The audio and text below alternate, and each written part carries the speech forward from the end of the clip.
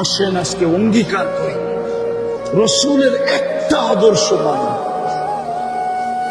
আমি তো যুবকদেরকে বলি, যুবক শুধু চুলই কাট, রসুলের আদর্শ শুধু চুল কাটা, কিচ্ছু লাগবে না।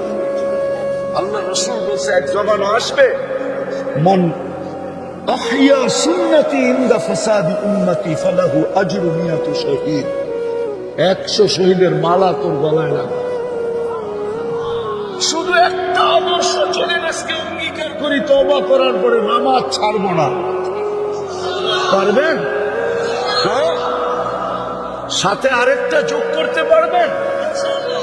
সেটা হলো আমি পায়ে ধরা বেনামাজিকে নামাজ পড়াবো। পারবেন? আমি তো একটা দেশ চিনি যে দেশে কোনো বেনামাজি নেই। আমি ওই দেশে 6 বার গেছি, 6 বার। আমি নিয়ে প্রমাণ করে দিতে পারবো আপনাকে ওই দেশে কোনো বেনামাজি নেই।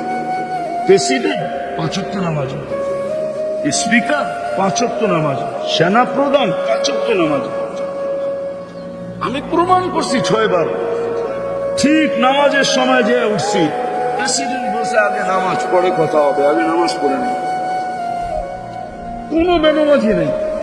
আমাদের বাংলাদেশে একটা মহল্লা দেখান যে এই মহল্লা একজন বেনামাজি নেই। একটা বিল্ডিং দেখান